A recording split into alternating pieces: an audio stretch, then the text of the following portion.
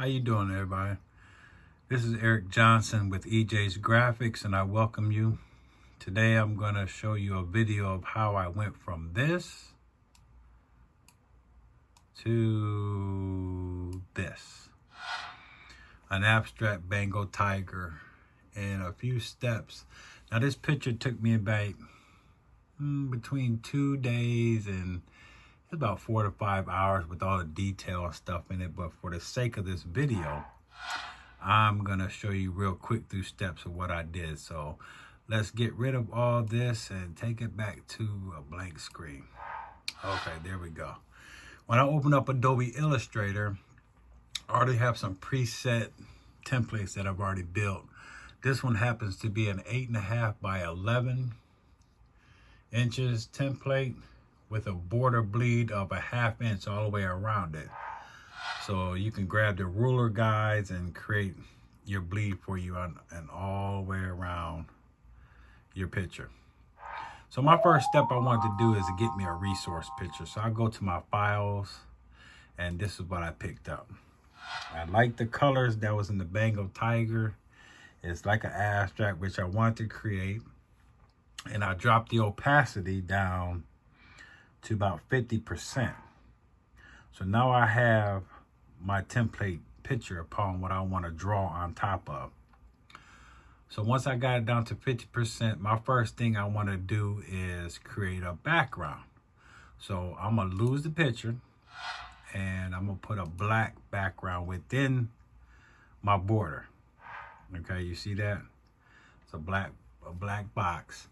And then on top of the black box, this is all I'm going to be doing is building layer on top of layer on top of layer on top of layer.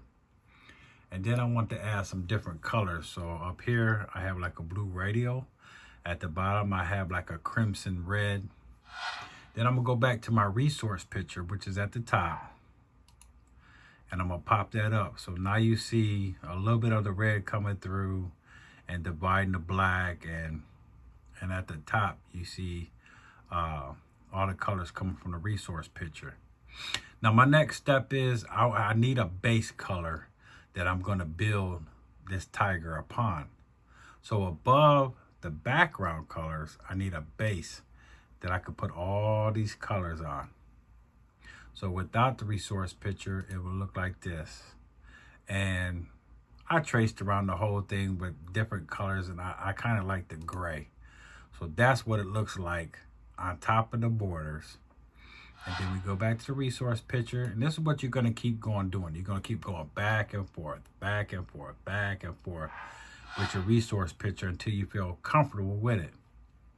So now you see all these colors, but I want to pull them out now. I want to make it come alive. So my first color that I'm going to choose to play with is going to be blacks. So everywhere you see black up in here, I'm going to put some blacks. I'm going to trace that with my mouse or with my Wacom pen tablet and fill those all in with black. And this is what it's going to look like when that's done. You see how the colors of the black got darker? So if I make these invisible now, you can see the difference. Then I put the blacks back in, it gets real dark. And if I remove the resource picture, you can see it even better what I did. All I did is I traced around and made almost like a silhouette, and I filled it in with black. So I'll go back to my resource picture and see all the whites that's in here. That's the next color that I'm gonna put on top. Excuse me. So I'm gonna click my white layers and get rid of my resource picture, and then you can see again.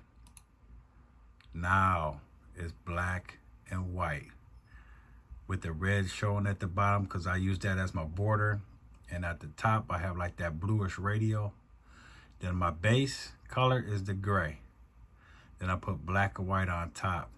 Then I go back to my resource picture again at the top. You click on that, make it visible. Now this right here, I'm gonna enlarge the screen so you can see what I'm talking about. Oh, sorry. I'm gonna hit Control plus. And you see all the different colors that you could possibly use in this picture.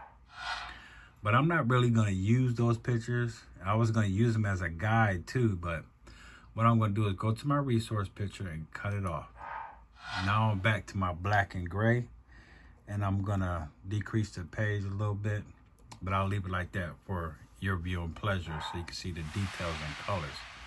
Now I'm going to play with different colors that I want to put in here. So I'm pretty much going to leave the resource picture alone now and come play with some different colors. I love starting off with reds, and that's what I use in all my abstracts. For some reason, red like dominant and powerful, so I just started putting reds in wherever I want to put in this picture. And the next colors I think I chose was purple. So I'll put purple and some little bit of greens up in here. And on each layer, you don't have to stick with that same color. Like I got pinks on this one. I got purples. I got that gradient of the green and red right there. So like we take it off. And that's a good thing about these layers. Once you put the color down, you can go back and change it any color you want it to be. So my next color I went into, I think it was the golden yellows. So then you see the yellows start showing up, and I'll decrease this a little bit so you can see a little bit better. There's the yellows coming in. And then I start playing with the blues. So then you see the blues coming in. And then I had the greens. And the last layer, it don't have to be the last one, but I use it as the last one. I'm going to increase it so you can see. You see how his eyes are just black right there? I chose to go with that same green, I think it's like right there for the eyes. And I just click that in. There you go. And there's the eyes. And for the sake and the time of this video, it did take me 4 days to make this in this video, but it's just to show you how you can create digital vectors in Illustrator on different layers. So here's the finished product. Thank you for watching. If you like what you've seen today, just subscribe to my channel. Have a blessed day.